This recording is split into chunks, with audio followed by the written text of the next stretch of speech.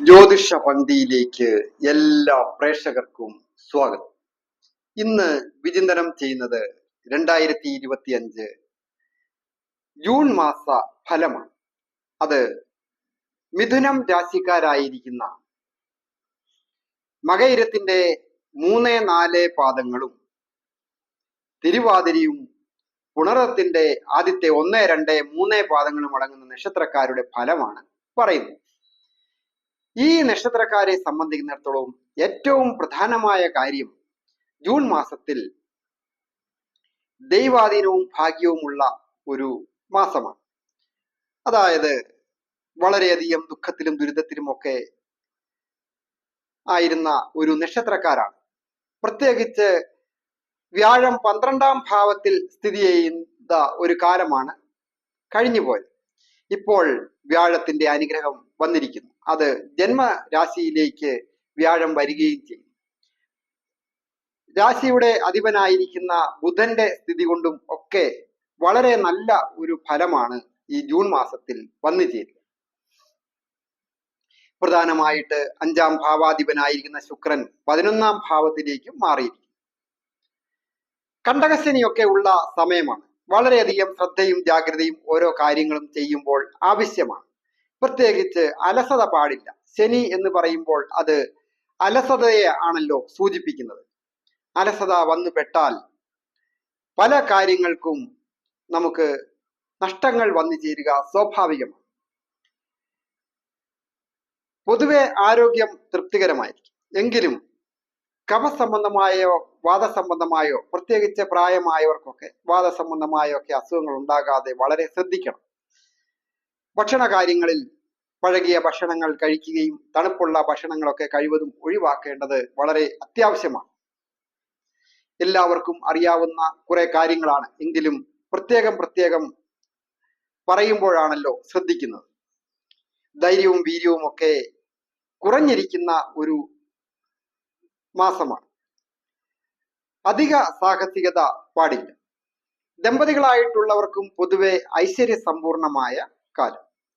ദാമ്പത്യ ജീവിതത്തെ സൂചിപ്പിക്കുന്ന ഭാവത്തിന്റെ അധിപൻ ആ ഭാവത്തിലേക്ക്, അതായത് ദാമ്പത്യ ഭാവത്തിലേക്ക് പൂർണ്ണമായ ദൃഷ്ടി ചെയ്യുന്നു. സർവീശ്വരകാരകനായിരിക്കുന്ന വ്യാഴം ആയതിനാൽ ദാമ്പത്യ ജീവിതം പൊതുവെ ഐശ്വര്യസമ്പൂർണമായിരിക്കും.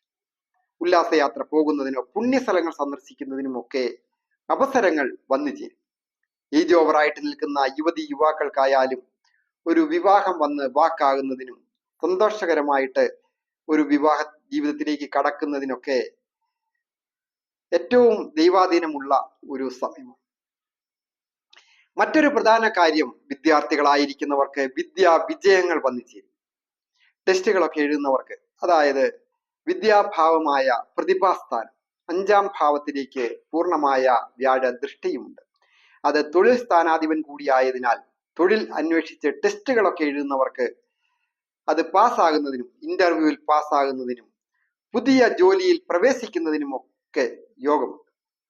കലയുടെ കാരകനായിരിക്കുന്ന ആ പ്രതിഭാസ്ഥാനത്തിന്റെ അധിപനായിരിക്കുന്ന ശുക്രൻ സർവ അഭീഷ്ടങ്ങളും സാധിക്കേണ്ട 11-ാം ഭാവത്തിലേക്ക് മാറിയിരിക്കുന്ന ഈ കാലം കലാരംഗത്ത് പ്രവർത്തിക്കുന്നവർക്ക് വളരെയധികം വിജയങ്ങൾ വന്നു ചേരും. ഏതൊരു ജോലി ചെയ്യുമ്പോഴും അതിൻ്റെതായ ഒരു കലാപരമായ ഒരു കഴിവ് ആവശ്യമാണ്. പ്രത്യേകിച്ച് കരവിരുത് തെളിയിക്കുക എന്ന് പറയും. അത്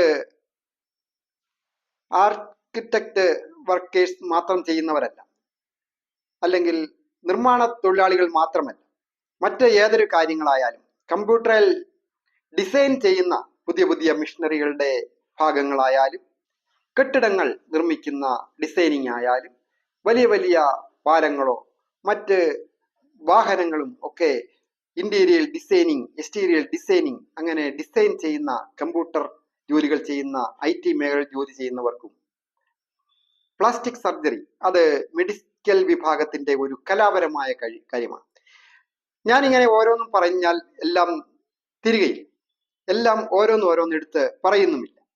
കലാരംഗവുമായി ബന്ധപ്പെട്ട് അത് സ്റ്റേജ് പ്രോഗ്രാം ആയാലും സിനിമ ആയാലും അതിന്റെ അണിയറ പ്രവർത്തകരായാലും ഇൻസ്ട്രുമെന്റേഷൻ വിഭാഗത്തിൽ ജോലി ചെയ്യുന്നവരായാലും അവർക്കൊക്കെ പുതിയ ഒരു കരാർ ഉടമ്പടിയിൽ ഒപ്പുവെക്കുന്നതിനും പുതിയ പദ്ധതികളിൽ ഏർപ്പെടുന്നതിനും നല്ല വിജയങ്ങൾ വന്നു ചേരും. പാചകകലയായാലും ബ്യൂട്ടീഷ്യൻ ആയാലും വാഹനവുമായി ബന്ധപ്പെട്ട വിജയങ്ങളൊക്കെ വന്നു ചേരും. ഒരു ഓട്ടോറിക്ഷ ഓടിക്കുന്ന തൊഴിലാളികളായാലും ട്രാൻസ്പോർട്ടിംഗ് കമ്പനി നടത്തുന്നവരായാലും വിജയിക്കുവാനുള്ള യോഗമുള്ള സമയമാണ്.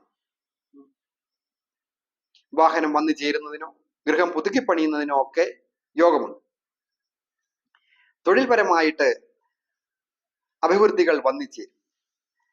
പ്രത്യേകിച്ച് കാർഷിക രംഗത്ത് ജോലി ചെയ്യുന്നവർക്ക് ചില നഷ്ടങ്ങളൊക്കെ സൂചകമാണ്. എന്നിരുന്നാലും മറ്റ് ജോലികളൊക്കെ ഏർപ്പെട്ടിരിക്കുന്നവർക്ക് അഭിവൃദ്ധിയുടെ കാലമാണ്.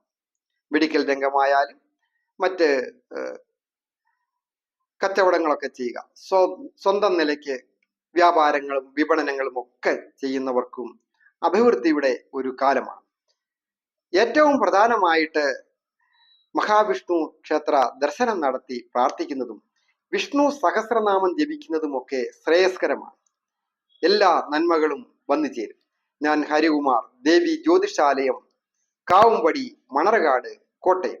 ഈ ചാനൽ സബ്സ്ക്രൈബ് ചെയ്തിട്ടില്ലാത്തവർ പേരും നക്ഷത്രവും ചേർത്ത് കമന്റ് ചെയ്യുകയും സബ്സ്ക്രൈബ് ചെയ്യുന്നവർക്കും വേണ്ടി പ്രത്യേകം പ്രാർത്ഥിക്കുന്നതാണ്.